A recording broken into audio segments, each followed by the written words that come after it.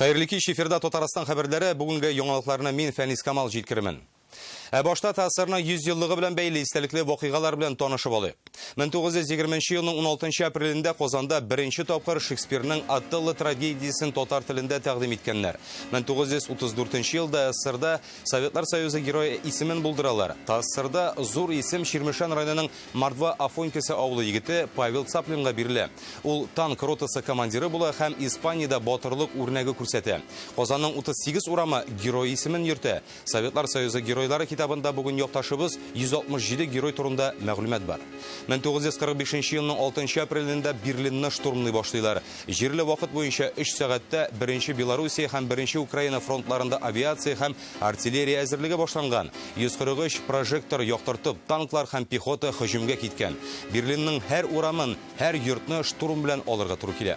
1942 елның бу көнендә СССР Югары Советы Президиумы авыл хуҗалыгы эшләреннән качып калган колхозчыларны түзәтү хезмәт эшләренә хөкем итү турында махсус карар да кабул итә. Без бүгенге яңалыкларга күчәбез. Шаллының ветераннар өчен госпиталендә төзекләндерү эшләре бара. У нас все в этот план вписывается на 440. Тагын берничә көннән ул нинди мөмкинлекләргә ия булачагын Илшат Аюпов күреп кайтты. Мәктәпкә барып белем алу әйбәтрәкме, әллә инде компьютер ашамы? Можно организовать работу в разное время, и у каждого ребенка свой темп выполнения. Дистанцион рәвештә аралашучы укытучы һәм укучылар белән Илдар Сафилин да аралашып кайтты. Сугыштан кайтмаса да, хатирәсе йөрәктә яши. Тыныч йокла диеп, хатын тәмам шушы урында. ТНВ каналының Батырларга хат акциясе турында Айгөл Бәдретдинова. Җиңү байрагы белән Казанга. Не, ну что, конечно, хотелось бросить, не было, конечно, такого, потому что вы сами понимаете, что это патриотизм. Хабаровскидан Мәскәү йөрешендә катнашучы хәрбиләр Татарстанга ничек килеп җитте? Айза Шаймарда. Чыгарылышына соңгы бер айның төп темасы коронавирус яңалыкларыннан башлыйбыз. Татарстанда тагын 21 кешедә коронавирус ачыкланды. Хәзер 10-сы хастаханәдә, 11-е өйдә дәвалана. Авыру йоктыручыларның күбесе Казанда 8 кеше, Ярчаллыда 5, Лоешта 2 һәм берәр кеше Буа, Тәтеш, Мамадыш, Ознакай, Соба һәм Балтач районнарында. Яшьләре 18-дән 80-гә кадәр. Татарстанда авыручылар саны 128 кеше булды. 21-е савыккан. Россиядә соңгы тәүлектә тагын 3,5 кешедә коронавирус ачыклана. Хәзер илдә 28 меңгә якын кеше авырый. Бүген башкалага Таиландтан Россия туристлары да кайта. Казан аэропортында очкычны төнлә көтәләр. Пассажирларны каршы алганда барлык саклык чараларда күреләчәк, туганнарына килү рөхсәт ителми. Очкычны Роспотребнадзор һәм Сәламәтлек саклау министрлыгы белгечләре көтеп торачак. Килүчеләрне беренче тапкыр бортта ук тикшерәчәкләр, соңыннан пассажирларны 2 атнага Ливадия шифаханәсенә озату каралган. Анда туристларны табиблар күзәтеп торачак. Тулайым алганда самолетта 179 пассажир, Казанда 111 кала. Башкалары Уфага җибәреләчәк. Если вдруг будет выявлены лица с повышенной температурой... Әгәр тикшерү барышында югары температуралы ОРВИ билгеләре булган кеше табылса, андыйлар туры хастаханәгә җибәреләчәк. Бүтәннәр таможня пунктында тагын бер тикшерү үткәннән соң оешкан төстә шифаханәгә җибәрелә. Борт транзит, кайбер пассажирлар Уфага китәчәк. Коронавирусты пациентларны дәвалау өчен безнең республикада 5 зонында хастаханәләр әзерләнә. Ярчаллының гына 3 медицина учреждениесендә 440 өстәмә урын бар. Хәзер ветераннар госпиталендә төзекләндерәләр һәм җиһаз китерәләр. Татарстанның Сәламәтлек саклау министрлыгы белдергәнчә, бүгенге 12 госпиталендә әзер. Бу 1000 якын урын дигән сүз. Чаллы ничек әзерләнә? Тулырак Илшат Аюпов. На первом этаже все размещено, мы уже так удобно все разместили. Ярчаллының ветераннар өчен госпиталендә бүген дәваланучылар юк. Медицина учреждениесен тулысынча үзгәртеп коралар. Персонал у нас проходит обучение. Бу көннәрдә табиблар белән эшлибез. Ничек итеп дәваларга, дөрес итеп кием алыштырырга да өйрәнәбез. Ветераннар госпиталендә бүген тулы кешенә төзекләндерү эшләре бара. Биредә барлыгы 80 урын махсуслаштырылачак. Күп кенә палатларга кислород бирү җайланмалары кертелә. Алар барлыгы 56 булачак. Вот кислородные вот как раз трубки идут вот в лотках и подача кислорода для этих аппаратов. Инде бүтән төзекләндерү эшләре тәмамланганнан соң ул менә шундый булачак. У нас все в этот план вписывается на 440 коек. Я правильно все понял?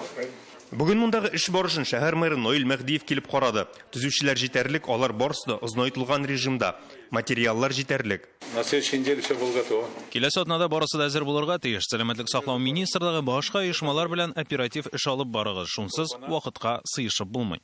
Госпитальнең 2 катында 80 махсус ятак булачак. Шуларның 56-сына кислород китерелә. Үпкәне ясалма эшләтү өчен 28 аппарат алынган.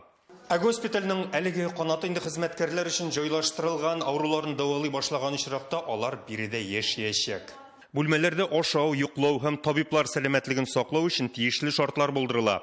Яршалының 3 хастаханәсендә 440 өстәмә урын әзерләнә. Икенче бала табу йортында да төрле очракларны күздә тотып тиешле чаралар күрелгән. Яршалыдан Илшат Әюпов, Рамил Зәкиев, Яңа Гасыр каналы. Коронавирус бездә Италиядәге кебек таралырга мөмкин дип фаразлый белгечләр. Татарстанда эпидемия үзенең иң югары нуктасына кайчан җитәр? Реальное время интернет басмасында укыгыз. Ботнада Казанның компрессор заводы да эшкә кереште. Бүген башкаламыры Илсур Медшин предприятиедә куркынычсызлык чаралары ничек үтәлгәнне карады. Хәзер биредә 1000-нән артык кеше эшли.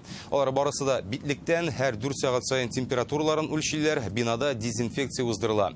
Илдәге тормышны тәэмин итүче 140 Татарстан оешмасының 130-ы үз эшен дәвам итә. Бу 75 мең хезмәткәр дигән сүз.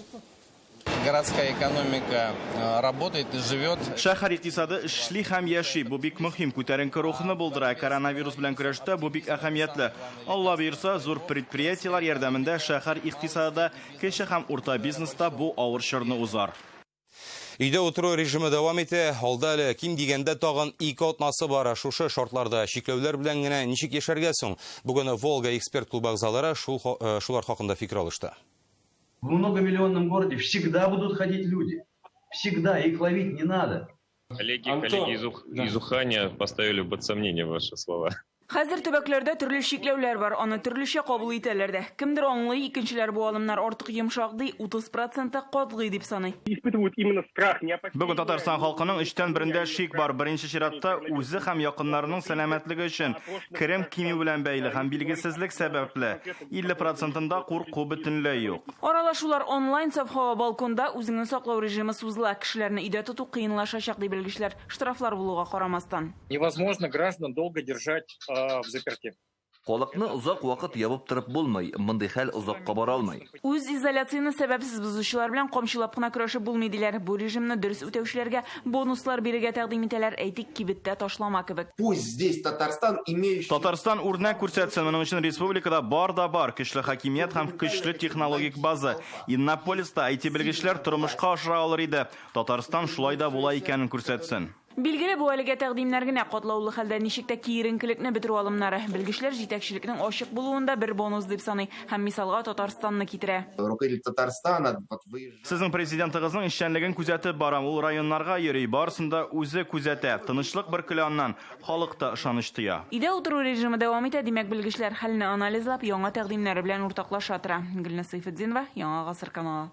Татарстанда бик җилле һава торышы урнашты. Җил бүген төнлә һәм иртәгә дә тынмаячак, кичке 6-дан алдагы 1 тәүлектә секундына урны белән 23 метрга җитәргә мөмкин. Мондый һава торышы узган тәүлектә дә күзәтелде. Мамадыштагы метеостанциядә тизлеге секундына 25 метрга җиткән була. Алар яңгырга да, җилгә дә карамый, бүген Казанга хәрби сәяхәтчеләр килеп җитте. Алар җиңү бәйрәме алдыннан илебезне Хабаровск шәһәреннән алып Мәскәүгә кадәр булган араны велосипедта уза. Максат җиңү байрагын 9 май бәйрәменә Мәскәүгә кадәр китерү. Юлга кыш көннәрендә үк чыкканнар. 1935 елда ук 5 хәрби очучы да шундый ук юл үткән була. Әлеге егетләр аларның гамәлен кабатлый алыр микән соң? Тулырак Айзар Шаймарданов.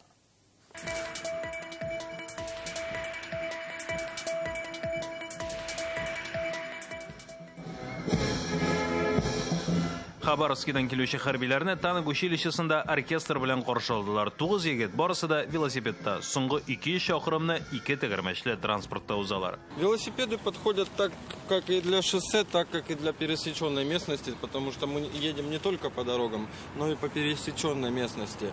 Алар юлга 28 гыйнварда кузгала. Башта чаңгыда, аннан кар мотоциклына утырганнар, квадроциклда да, җәяүдә барырга туры килә. Хәзер велосипед әйләндерәләр. Россия киңлекләрен иңләп, җиңү байрагын алып баралар. Конечно, хотелось бросить, не было, конечно, такого, потому что... Бер башлагач туктыйсы килмәде, чөнки ватанпәрвәрлек, горурлык хисе бар. Иң авыры Амур өлкәсендә булды. Анда бик суык иде. Себердә көчле җил чыкты. Бәйрәм тантанасын ачык һавада оештырдылар, шулай да курсантларны чыгармадылар. Чарада катнашучыларны тикшереп кенә кертәләр. Акция «Все для фронта, все для победы».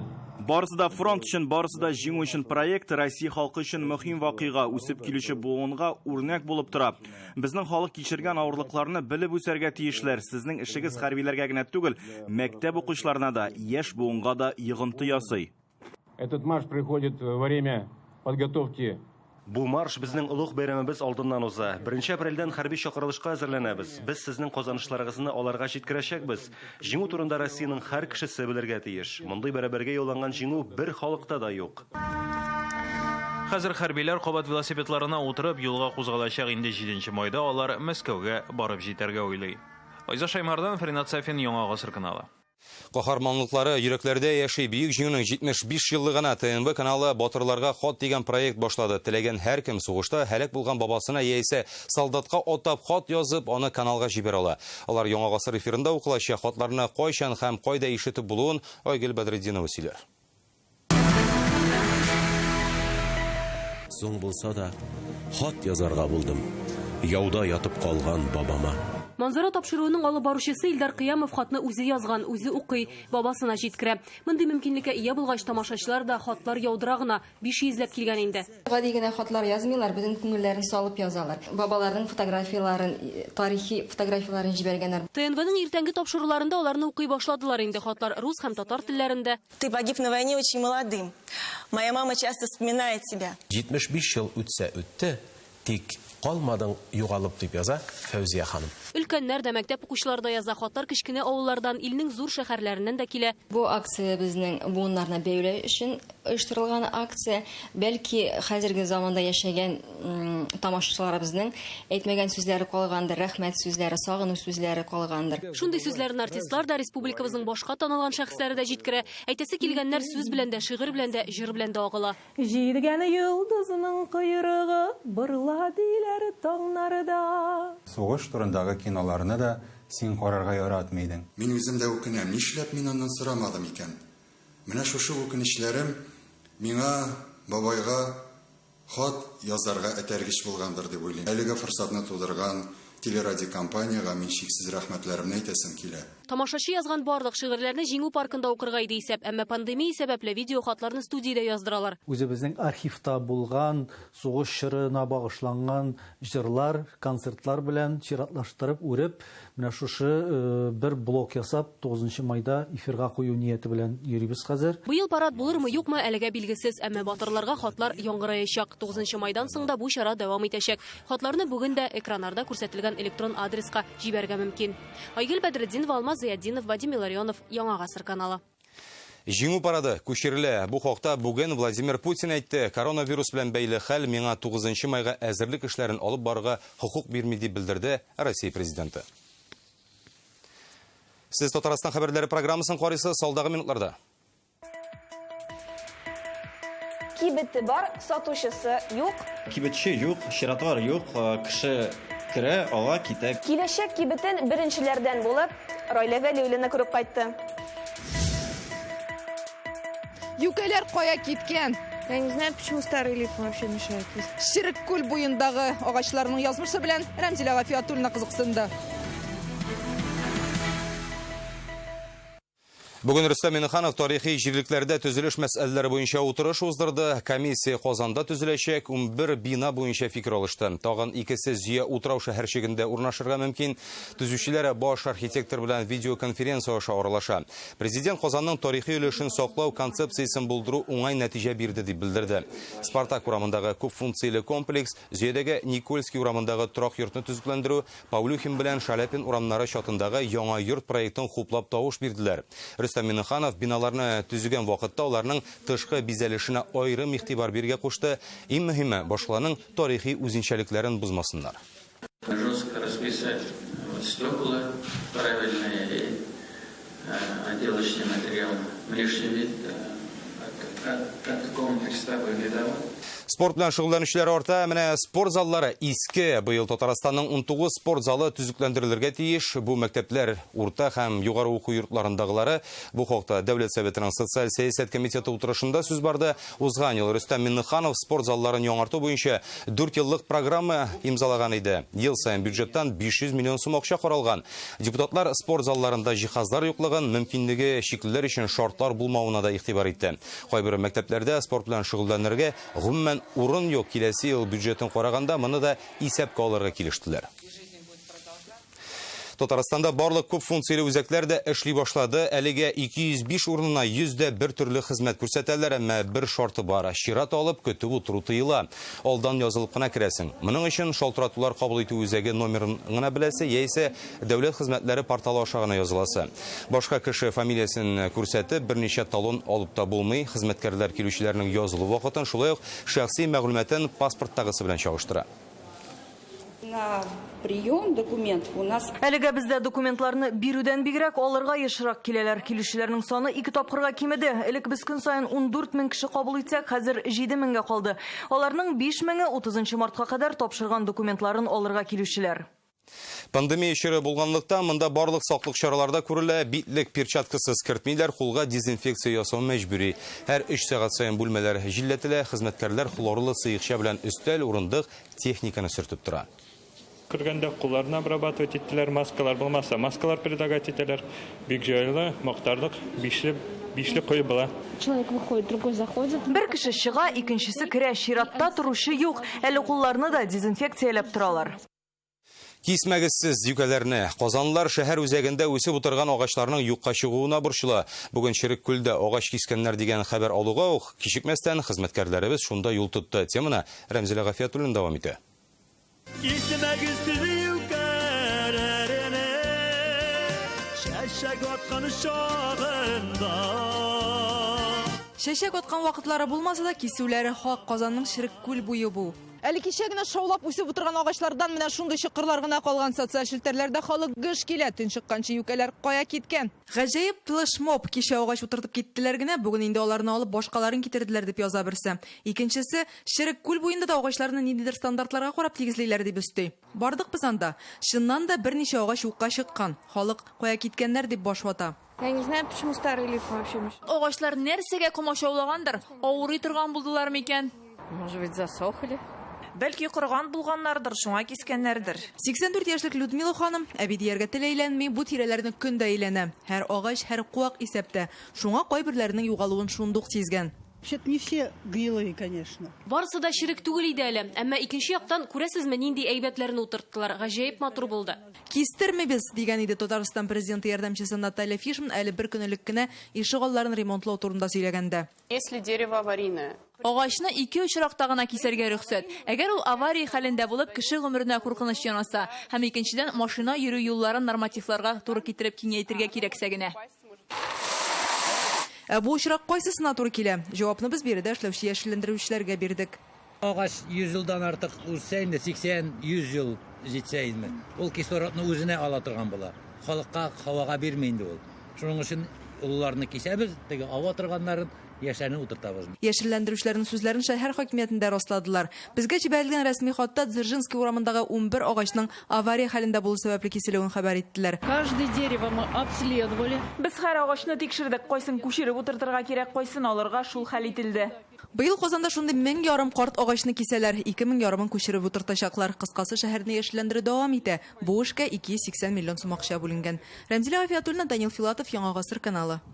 Татарстанда уку елы гадәттәгечә май ахырына кадәр дәвам итәчәк. Бу хакта республиканың премьер-министры орынбасары Ләйлә Фазлыева хәбәр итте. Әлегә укучылар өйдән торып укый. Татарстанда 430 мең укучыны 30 меңгә якын мөгаллим дистанцион рәвештә укыта. Ә шулай да укучылар мәктәпне сагына микән соң? Монитор аша уза торган дәресне Илдар Сафиуллин карап кайтты.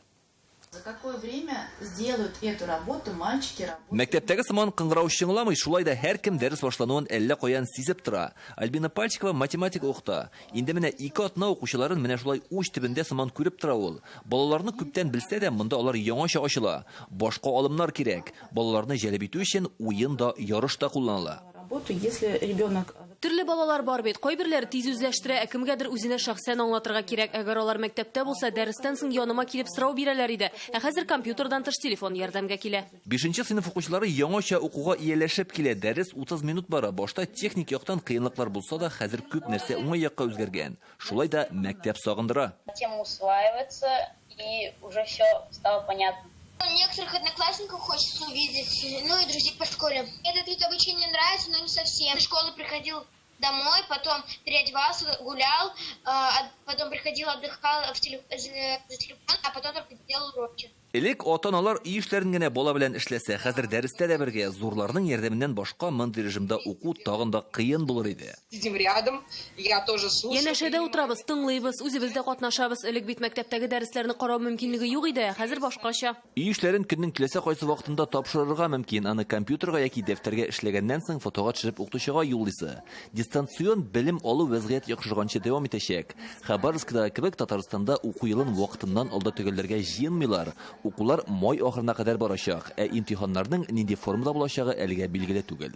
Илдар Сафиуллин, Ринат Сафин, Яңа Гасыр каналы. Мәктәпләр укучысыз, кибетләр сатучысыз, фантастик фильмнардагы хәлләр хәзер көндәлек тормышка әйләнеп барасыман. Әйтик, авылларда быелдан акыллы кибетләр эшли башлаячак. Сатучысы да юк, аның урынына ясалма интеллект. Кирәк әйберне ничек сатып аласыз соң? Казанда тәҗрибә рәвешендә булдырылган кибетне Раилә Бәлүлина күреп кайтты.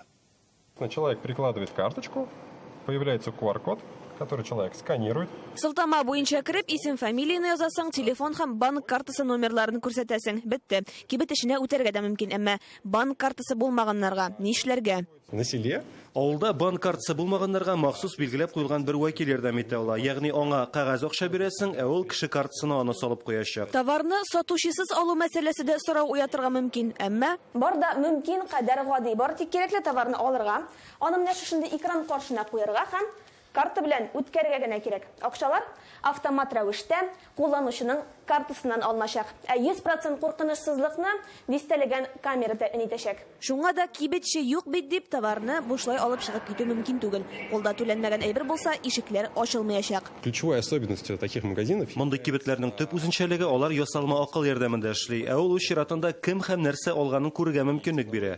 Кешегә кибеттән чыгарга ярыймы, юкмы, акчасы җитәме, әллә товарларның бер өлешен кире куярга кирәкме, шуны билгеләй.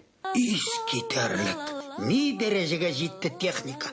Пандемия вакытында сатучысыз кибетнең уңай яклары аеруча нык сизелә. Сатып алучылар да шулай ди. Чиратлар юк, кеше керә, ала китә, керә, ала китә. Да, очень удобно. Бик уңайлы. Теләгән әйберне аласың да китәсең. Мондай кибетләр күбрәк булсын иде. Кибетләр саны чыннан да артачак дип ышандыра проектны гамәлгә ашыручылар. Ел ахырына Балык Бистәсе районында шундый 7 сәүдә ноктасы ачарга җыйналар. 20 квадрат метрлы бер кибетне җиһазландыру 190 мең сумга төшәчәк. Раилә Вәлиуллина, Данил Филатов, Яңа Гасыр каналы.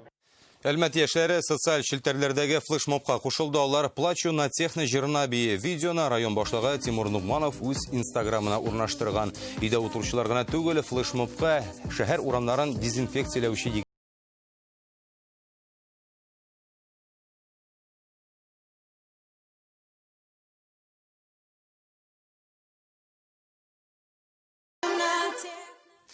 Өйдә утыру күңелле. Танылган испан артистлары авыручыларга теләктәшлек йөзеннән флешмобка кушылды. Алар өйләре сәгатькә менә шулар иде. Сәламәт булыгыз.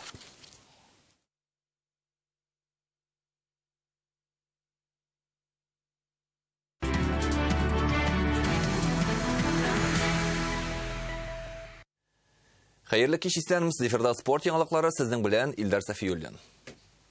Европа күләмендәге футбол ярышлары май айында башланып китәргә мөмкин. Әлегә фикер алышулар бара. Чит илләрдәге кайбер клублар үз базаларында кичкенә төркемнәргә бүленеп күнегүләр башкарырга керешкән. Россиянең футбол берлеге җитәкчелеге ярыш сезоны кайчан башланыр дигән сорауга аңлатма бирде. Июнь аенда футбол уеннарын уздыру мөмкинлеге карала, ләкин бүгенге вазгыяттан чыгып, аңа өмет аз диләр. Искәртеп узабыз, континенталь хоккей лигасы баскетбол буенча бердәм лигадан аермалы буларак футбол премьер лигасында сезонны уйнап бетергән ниятлеләр. Төрле вариантлар бар. УЕФАда Европа кубогы һәм ил күләм ярышларны ахырына җиткерүне хуплый. Тамашачыларсыз гына ярышу мөмкинлеге турында да уйланалар. Спорттагы сезон арасы ул ял итүгенә түгел, клубка көчле уенчылар җәлеп итү вакытында Динамо Казан командасына яңа талантлы спортчы кушылды. Ул Таисия Коновалова. Узган сезонда әлеге кыз Сахалин командасы сафында чыгыш ясаган иде. Безнең спортчылар алдында һәр чак җиңү максаты тора. Динамо клубы җитәкчелеге үз-үзеңне изоляциялы вакытын бушка уздырмый, командага яңа волейболчы җәлеп итәләр. Когда Таня называют, меня не то, что это раздражает, Таня дибендәшәләр икән, миңа бу ошамый, ачуымны китерә димәс идем, шулай да күңелемә ятмый. Минем исемем Таисия бит. Кызлар волейбол командасы составы алга таба да үзгәрешләр кичерәчәк. Кыскасы, волейболга мөкиббән тамашачылар түземсезлек белән коллективта чираттагы яңа уенчыларны ярышларда җиңүләрне көтеп кала. Минскта узарга тиешле фехтование буенча Европа чемпионаты билгесез вакытка кадәр кичектерелде. Искәртеп узабыз, иң көчле рапирчылар июнь аенда Белоруссия башкаласына җыелып, җиңүчеләрне ачыкларга тиеш иде. Апрельдән июнь айларына кадәр планлаштырылган барлык халыкара ярышлар пандемия белән бәйле гамәлдән чыгарылу турында карар хакында хәбәр ителә. Бу ярышлар арасында Токиода узачак Олимпия уеннарына стойлап олы этабы да бар иде. 2020 елның мартына кадәр үткән квалификация ярышлары нәтиҗәләре үз көчендә калачак. Әлегә менә шундый яңалыклар ди, игътибарыгыз өчен рәхмәт, исән сау булыгыз.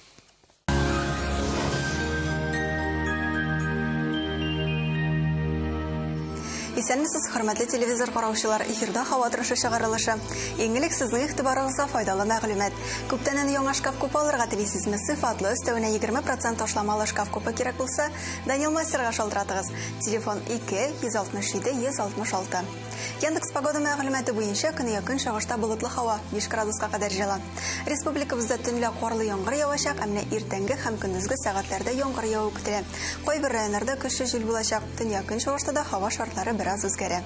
Татарстанның төньягы Әгерҗе, Мензелә-Мензелеевскида көн болытлы һәм явым-төшемле булачак. Тотрыксыз һава торышы тәэсирендә иртән юлларда бозлау көтелә, мөмкин кадәр игътибарлы булсагыз иде. Төньяк көнбатыш Арча, Кукмара, Балтачта көн сүрелә, явым-төшемнәр арта. Көньяк көнбатыш Болгар, Буаш, Прәлдә иртән яңгыр явачак, җил көньяктан уртача тизлектә исә.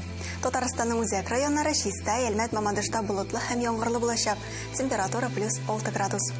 Халык сынамышларына ышансак, апрель уртасында җылы яңгыр яуса, җәй эссе булыр диләр. Доктор Оз федераль җилтәр медицина үзәге авыртусыз һәм операциясыз умыртка баганасы һәм булар белән булган проблемаларны хәл итүдә ярдәм итә. 10 ел дәвамында клиника табиблары ярдәмендә Россиянең 10 шәһәрендә 10 меңгә якын очрак операциядан башка ярдәм ителгән.